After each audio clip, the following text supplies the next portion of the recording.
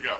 So what we're looking at, what we need to do here first is do the y for this. And the y for this, the understanding that I'd be looking for in your, now I'm not really hung up on do you use correct grammar, do you use complete sense, it could be bullet points. A couple of things never to have in your y though are any mathematical equation, and never tell me how you're going to solve it. Never say, I'm going to do this and this. That's great, but I can read that in your how. In your why, I want to know that you understand it, that you understand why this is going on, how it is. So we have a graph of position versus time, and so right away, so this is number one, and I'm not even using my sheet, and the y part of it, I'm going to start off position versus time. Okay, I know the slope of the position time graph is the velocity. Since slope is rate of change.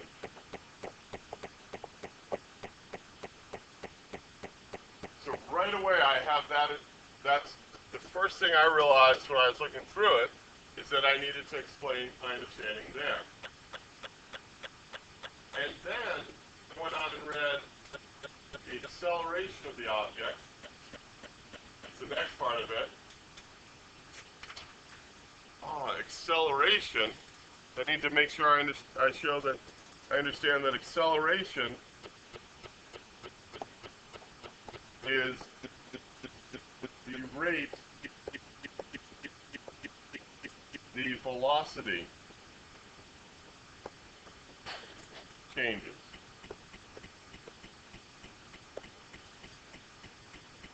So far I've shown that I understand how velocities relate, speed and velocity are related to position. I've shown how I understand how acceleration is related to velocity. I could also show, if I really understood, if I really went to the next level, that acceleration is the rate that the change of the position is changing. So that's a link that some people would struggle with making, but it can also be stated that way. Also, then I look, now I've got a velocity time graph in this one. And so along with the acceleration is the rate the velocity changes, I'm also going to say, okay, well,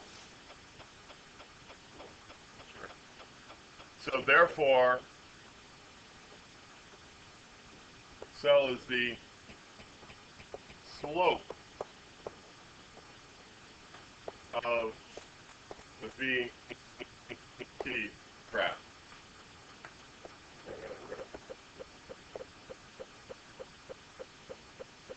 Anything else I need to show that I understand here? Nope, I think that's pretty good for this one. If I understand those concepts, this is why we have these are the relations. We have something why we have, and this will all be posted for you. Do you want me to take pictures also? Sure. Right, that happened. Huh?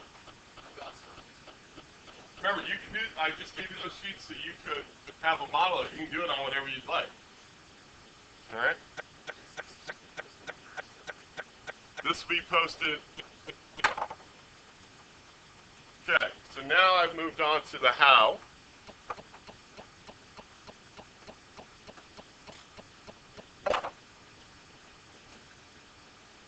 And in the how portion,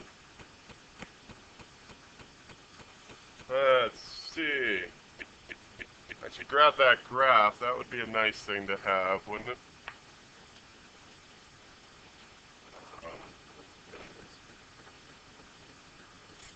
Let's grab that.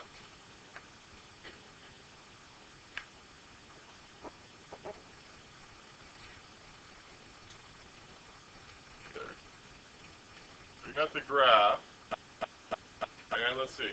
What is the speed, magnitude of the velocity of the object at 2.5 seconds? So at 2.5 seconds, we're right here, and I'm looking for the slope at that point. To get a slope, I'm going to go as close to it. Oh, that's a nice straight line, isn't it? Yes? So my slope is going to be my rise over my run. My rise is this. My run is here. So my run is 1, 2, 3 seconds. My rise, 5, 1, 2, 4, negative 4 meters. Yes? So at that point, my velocity, my speed, sorry, they don't care about sign, is going to be my rise. So with speed, do I care about this negative? Not with speed. It's only the magnitude. So I've got 4 meters over 3 seconds, which gives me 1.33 meters per second. I should have started, and excuse me, sorry, it's Friday, with my definition of speed from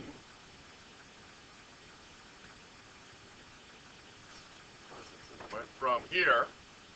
I should have grabbed my definition of speed, which is right here.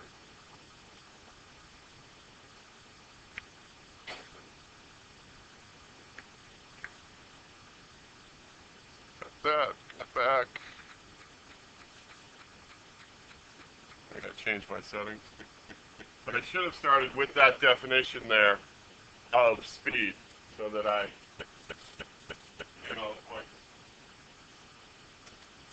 And then it asks me, so yes, no, good. Yes, right. What direction is the object moving along at this time? What do you guys think? Is it moving positively or negatively? Negatively. So it's moving in the x negative direction. Be there. You should have chosen. You should choose x negative. I know that because even if I figure out my velocity, I have negative 4 meters over 3 seconds, which gives me a negative answer, which means I'm moving in the negative direction.